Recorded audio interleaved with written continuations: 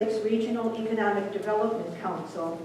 It consists of 35 board members, half of whom, and these represent a good portion of the wealth and political power in our region.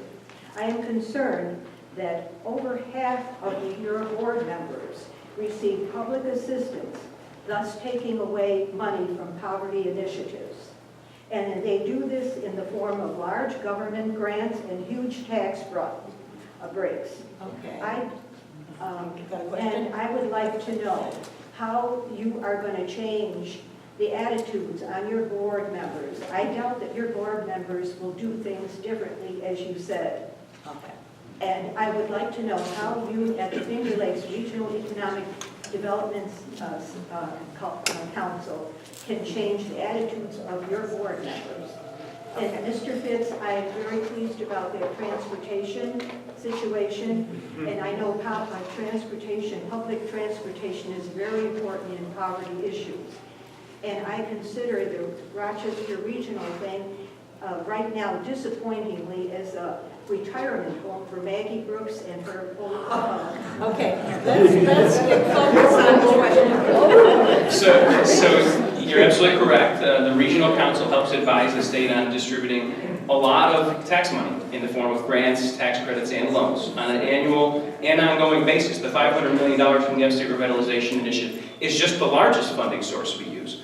Just today, in fact, the annual CFA process, which is a host of over 30 programs, opens up so people can apply to them. So that is their job. They're appointed to help advise the state. So the first thing I would say is they are advisory, and so they don't make those decisions themselves. But the really thing I want to emphasize, and I think getting into your question, is that the council has already started to change their own efforts and how they address these things, and is changing every day, just by evidence of the fact that they put poverty reduction as a primary goal in their strategic plan, which is not typically a goal, at least in my experience, for economic development programs. Why they've implemented things like the anti-poverty impact statement so that they are helping to expose everyone who's involved in corporate America, but in our region, to help to play a role in overcoming the other burdens that people face in poverty. So I think it's happening already, but it's an ongoing job. It's why we've created this overlapping structure with RMAPI to try to continue that work, because I mean it when I said what you quoted, and that was we need to start doing things differently, because the same old has gotten us to where we are today, which is economic stagnation and poverty going in the wrong direction. So I think that's happening, and it's an ongoing challenge. Who would like to ask a question over here? I'm trying to take turns. Okay, yes, go ahead. My question is, there are programs that have, to my knowledge, had great success. For example, the Nurse-Family Partnership run by the county. Nobody seems to be able to argue that that program was wildly successful. My question is, why aren't we putting more support? Those statistics for childhood poverty are astounding, that they're at this worse level than they were before. And yet you have a program that's successful at the county, and we can't shake enough money loose to even support the existing programs. I'm not sure who I should address. I know you were in the county legislature. It's what can we do that things that are already up and operating to get them to be more successful. Head Start and Nurse-Family Partnership and those programs for early childhood. Yeah, I'm happy to take that. It's a great question. I know what you're getting at. One of the biggest challenges when RMAPI started 2 years ago is, all right, we have all these great programs. There's no way to scale up every one of them more. That can't be the answer. There's not enough money to do that. We have to figure out, first and foremost, how can we connect them better so that they're all more successful. That being said, there are many programs that are evidence-based, data-driven, so that Henry and people like him can analyze them from an independent point of view to determine which ones are successful, and we need to rank them. The one you mentioned, Nurse-Family Partnership, is one that is funded by the state and by the county and by the United Way and many other partners because it's successful. And we are in active conversations almost daily about using some of the $500 million to expand it in the RMAPI zone in a way that we can continue to measure its success and then hopefully scale it further. So to answer your other question, the thing you can do is to continue to advocate for those programs that you know are evidence-based and successful, so that we can figure out, do we need to scale them further, or do we need to take things that we can learn from them to better connect them with other programs so that we're addressing all of a person's need as opposed to just having one really successful program. It's an enormous challenge within RMAPI with the hundreds of programs and providers we have in this community. There's the vast majority of them are really good. Right? So the answer can't just be, and I'm not suggesting you're saying, just throw money at any random number of them. It's to be focused, community-driven in terms of what are the ones that really work for people, and it can either be expanded or connected better. So that may seem like a general question, but I know for specifically Nurse Family Partnership, we're talking about expanding it right now using some of the state dollars as well as some other private dollars that are in this community.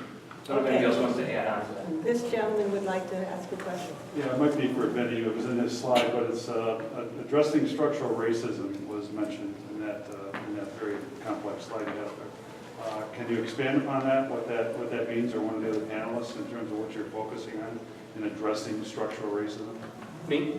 It was in your slide. Yeah, it was. I mean, it's a primary principle of RMAPI to identify structural racism in all policies going forward. The council has embraced that. That's why we put in place things like the anti-poverty impact statement, so that companies, when they seek funding, or organizations when they seek funding, can tell us how they are addressing that, how they're overcoming barriers to hiring, to promotion, to training, the things that are baked into structural racism. But I would defer to Tori to answer that maybe more as a general level. As Vinny said, I'm echoing just what he said, but you guys, I mean, if we look around this room, how many people of color are in here? So many times you walk into entities, organizations, and you see just this. So it's very few of us in an organization that are at the top. So we need you to advocate for people of color and really sign on to those guiding principles and be champions for us, saying, you know, this is not right. It's not even a third of people of color in here. So really being a champion for us to say we need to break down these barriers for people of color so they can advance. Because a lot of times people are in poverty because they can't advance. It's not due to lack of skill, lack of education. There's just policies and structures embedded in organizations that prevent people of color from moving ahead. Yes, go ahead. I don't know who can answer this. This is Well, Sean is going to answer it no matter what. I want to follow up with the previous comment on the Nurse Family Partnership. I know the second phase of your rollout, first you're doing the mentoring, and then it said in the paper that you're going to add the early childhood support, including the Nurse Family Partnership. And however, I understand the state has cut back money for this program, and so I'm wondering where, and you said the state's putting money in, so how are we going to add the state money to it, and who should we press, what legislators and whatever, to get more money, because it is one of the few evidence-based successful programs. Yeah, the state has funded Nurse Family Partnership through Monroe County for several years. In the most recently passed state budget, I'm not aware of it being cut back. I'm not aware of it being expanded either. But that was through funding through the Office of Child and Family Services. That's in the state budget each year. What we're talking about expanding as part of the Regional Council's partnership with RMAPI is using some of the $500 million award to the Economic Development Council to expand that further. And so that's what I was referencing. I'm not sure if that answers the question. Unless that's additional money, because I've been reading the state cut. I don't believe the state has cut back from Nurse Family from the funding that is used for Nurse Family Partnership this year. I could be wrong in that, but I don't believe that's the case. Okay, any questions over there? Anybody? Yes, Ida? Anybody know differently? No, but It would be a question. see me after and I could We get can more track it information down. to you. Okay. Yeah. That's all. I was just curious, all through everything I was thinking, what about daycare? What about daycare? What about daycare? As I grew up, or my son grew up with me as a single mom. His father was in the city, so he was involved. But it's a huge issue even for someone like me that had a corporate job and ended up having a decent salary over the course of my career. So I'm just curious about where we stand. I know there's been a lot of political gobbledygook over the years about funding and blah, blah, blah. But where do we stand in terms of affordable available daycare. And it's also had one little thing included in structural racism, and it's still an issue in this community, big time, is gender equality. So not just racial equality, but also gender equality. It's still an issue. You know, there's still a board full of guys, you know, typically, more so than a balanced group of people on board. So just something to keep in mind in that gender. Women's equality, you're absolutely right, that's a whole other forum, I'm sure you've done a few of them. Childcare and affordable childcare has been an issue for a long time. There's a lot shifting right now. The federal government is changing standards in terms of the level of quality care that can be serviced through affordable grants. The state government's money has not been increasing in a way that keeps up with those standards. So the net effect is in this year's budget, there actually are fewer affordable childcare slots in our community going forward. That's a problem because childcare is one of the top barriers that RMAP's identified. It's a dual generational thing. It not only helps the children develop, but also helps people work, which helps them get out of poverty and become self-sufficient. So it is one of the components of the early childhood supports. We focused on nurse-family partnership. There's actually 5 things that are in early child supports. Expanding the subsidized daycare slots in our community in the RMAP zone is also part of that active conversation and one we're hoping to use money for. And elementary. Yes, yes. And with connected communities, our goal is really to help subsidize that even further. So in some of the purpose-built communities across the country, there are early childhood, very high-quality early childhood centers that are at the heart of these communities that are being serviced, so that everyone who lives in that community, provided that there are enough slots, will have the opportunity to place their children in these subsidized high-quality child care centers. So that is ultimately a goal of ours as well in the Beechwood and Emma neighborhood. Is there capacity within, I apologize, but is there capacity within like School 33 for something like that? In terms of physical space? Yeah. There's not starting at 6 weeks, which is where we would like to start. They do currently have EPK as well as pre-K, and we'd like to see the number of those slots expand there, but currently they're not able to handle early childhood development. But there are some very high-quality programs right in the neighborhood. Caring and Sharing Childcare is one. We've been talking with ABC Head Start as well. So there are numerous talks that are being had to be able to provide this service right in the neighborhood, because it's not just availability, it's also accessibility. So families being able to not be hindered by transportation, being able to walk to these high-quality child care centers, and then also get their other children to elementary school, high school, etc. Hi, nice job, by the way. I thought it was an exceptional presentation.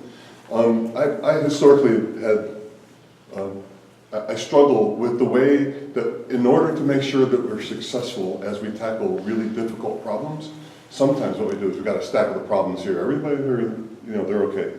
We get here, so we want our programs to be successful, so we often kind of go down this far in the pile of problems. And what happens in the people on the bottom is they tend to churn and drop further and further. So I guess with that as a backdrop, my question is as we tackle the low-hanging fruit, if you will, the best we can, and go into that pile a little bit, is there some plan for helping those folks that tend to get recycled back down to the bottom of the pile? And what might something like that look like? Okay, good question. Yeah, that is a really good question. And I think if I understand it correctly, you're saying we're tackling some of the low-hanging fruit with adult mentoring and those kinds of programs, but there are other people who have other needs that are not being addressed by those programs. Yes, and I'm not saying that approaching it the way that we are is wrong. I'm not saying that at all. I'm just saying that over time, what happens is folks like that get left in the dust once again. Yeah. So I think that's where we're going in terms of this whole collective impact process. The goal is that people don't fall through the cracks, that we're addressing a spectrum, a very wide spectrum of needs through adult mentoring. When families are enrolled into that program, all of the needs of the family is looked at. So it's not just a transportation issue, it's not just finding a job, it's not just healthcare, but it's every single problem and barriers that a family may face. That assigned mentor, the staff mentor, is there to help them overcome those hurdles. And likewise with Connected Communities, we're taking a holistic approach. That's why we're looking at education, health and wellness, workforce and economic development, and then housing as well. All of those things are being done simultaneously to really address these needs so that people don't slip through the cracks. And more than that, we're looking across the spectrum of services that are already being provided, making sure, again, that they're not just available, but they're accessible, that programs are talking to each other. There's a lot of background stuff that's happening in terms of having data systems being able to be accessed by other programs that historically have not been able to tap into that data, so that you can see who's being serviced and where they're being serviced. And that also ensures that there's not a duplication of services being, one family is not getting too many services and another family over here isn't getting any service. So that there's a whole lot that's happening behind the scenes to make sure that people don't fall through those cracks. I want to add on. You want to add on to that? I just. Yeah, I think so. And for people that are coming to adult mentoring, the Bridges to Success, and we've already slated the pilot area, if they still come to us or Catholic Family Services and say that, they want to enroll in the program, but they don't fit, we have connected with other organizations such as ABC, and there's the SWIFFY grant out there to really help with a handoff. So I don't want to use that term, but we don't want people to lose hope. Just because they can't get in the adult mentoring or Bridges to Success program, we still want them to know that there's help available to them, and we're providing a conduit to another program that may be more suitable for them. Does that make sense? I want to add on one thing. This is a really good question, and it really illustrates a point. When we talk about this being stark and dire, they're not kidding. Right now, the numbers are about 70,000 people just in the city of Rochester who are living in poverty. If we're successful at a wildly ambitious goal of reducing that by 50% after 15 years, that means you still, by default, have more than 30,000 people living in poverty. So this work, as important and challenging it is to help people who are maybe the working poor get out of that level. By the way, that's just the poverty level. That's not a self-sufficiency or living wage level. That's just the federal poverty level. That's going to be still a lot of people impacted by poverty. And that's why the safety net and the social supports that exist throughout all those great programs in our community are still going to be as important as ever. Because at some level, some people are not going to be deriving income on their own to provide themselves a way out of poverty. These social supports are going to need to continue to exist, even if we're successful at coordinating all this work. So it just illustrates the point of how important everything we're doing is. Thank you. Just to throw a statistics in there, for one person, the poverty level, at the federal poverty level is $11,000 a year, a little over, and for a family of four is $24,000, so you can see what we're talking about. Okay, Sandy. Yeah, I have two questions. They're practical in nature. The adult, and they speak to the priorities. One is the adult mentoring program. Are you recruiting volunteers to be mentors, or is that mentoring being provided by paid staff? And if you're recruiting, how is that going? And the other question relates to the neighborhood or community schools, which I think is excellent. But there is the push for school choice, and that really conflicts with what your goal is. So what approaches are you taking to try and come back to the community school approach?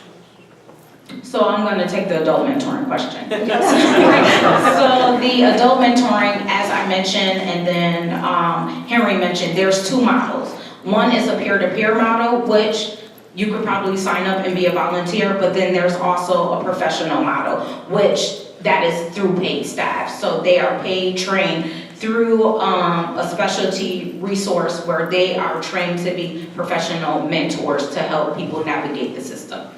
I understand the two models. I'm wondering if you are actively recruiting volunteers. Right now. We are not recruiting volunteers, we are recruiting participants to enroll in the program. Thank you. You're welcome. And to address the community school question, the first thing we started with, because we're a very grassroots organization, as I mentioned in my presentation, is with the residents. So our residents have said that they want to do this. We're going to begin starting some community focus groups throughout the neighborhood to really hone in on specifically what residents mean when they say they want a community school.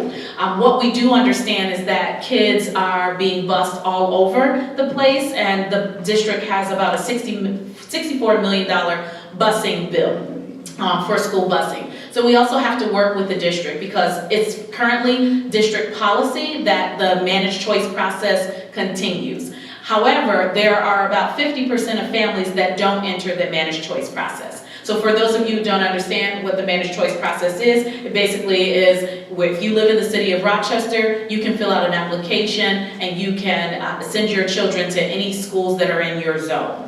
And the reason that that happened in the early 2000s is because there was a lot of disparity among schools. But if we look across the board now with our schools, they're all about even.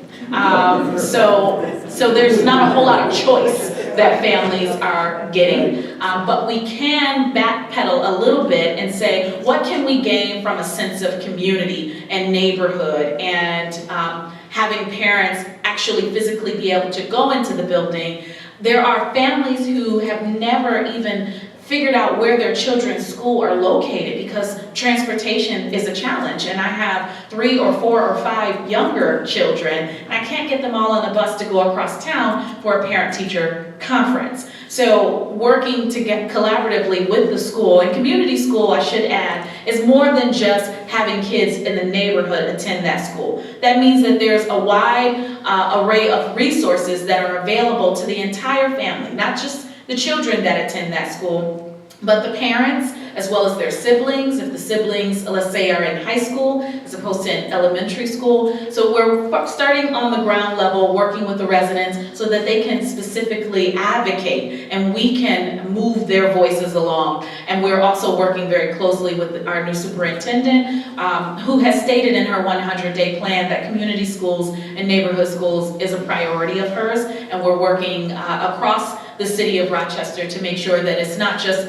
an Emma and Beechwood thing, but we're hearing from residents across the city to get their opinion about that. So that's our first steps. Okay, one more question. All right, yes, ma'am. First of all, thank you. This was so informative, and my head is spinning, and my question is, so many different programs were mentioned, so many different resources. Is there one place to go with this project where you can research things that may interest your particular non-for-profit? United Way website. There are a list of volunteer opportunities that are listed. You can go through it through endingpovertynow.org, but it's definitely on the United Way website. Not just for volunteering, but I mean as resources for, I'm a volunteer for a non-for-profit for the RAIN program. So I'm curious to know if there's needs with our families. Where is the consolidated list of all those resources? I think you can definitely contact 211, and they have a lot of documentation on the resources that are available. Volunteer match as well, or not-for-profit. Arlene mentioned volunteer match. Yes. Just briefly, will your presentations be made available to us, your slideshows? Yes. Yes, It'll be on YouTube, and I'm not sure how you access it. How do you do that? LWV-RMA? It's actually, if you do League of Women Voters Rochester YouTube. There you We'll go. take you there. Also, you can go to our website, which is LWV-RMA.org. There'll be a link there. Thank you. It'll take a few days to post the video. We have to be out of here by 9. Do you have a fast question? I do. A lot of cities in other areas of the country that have a lot of poverty have had success at a very grassroots level through things that were called little councils or neighborhood associations that actually were street to street and so forth. Is our neighborhood too transient? Are these neighborhoods too transient for us to adopt that similar grassroots model? No, we do have quite a bit of transients in the neighborhoods, but we also have long-term stable residents who have lived in those neighborhoods for 40 or more years even. Particularly in the Beechwood neighborhood, they have a very strong neighborhood association that has been active for the last 25 years. They have a board of directors, they use Robert rules. I present at that neighborhood meeting, which is open to the public the first Thursday of every month at 7 p.m. And there's a lot of information that's given out to residents. Likewise, in the Emma neighborhood, they have a monthly meeting. And then we have numerous, Connected Communities has numerous groups that engage residents. For instance, we have a housing interest group. There's some concern about landlords in the neighborhood that are out of state and some are out of the country, and they're not screening their tenants properly or they're not servicing their properties properly. So we are taking a very grassroots approach to addressing some of those issues. So there are numerous people in that neighborhood who really care about the climate and culture of that community and who are coming out to meetings on a regular basis, are sitting on the CAC that Tori had mentioned, the Community Advisory Council, are made up of residents living throughout the county who really care about these issues. So I would say no, the transience is not going to stop us from being able to engage residents. Now, is it going to allow us to engage every single person in the community? Probably not, but there is a significant number of folks who are involved and engaged. Okay. So it's my job to say thank you, and if you want to ask any more questions, you're not running away, are you? And I thank them. You have been wonderful in answering and bringing the information, and you can tell the community is interested. Mary's coming over to give you the final blessing. Don't forget to fill out the evaluation form and tell us how you heard about the program, okay? Our forum tonight. Thank you. Thanks.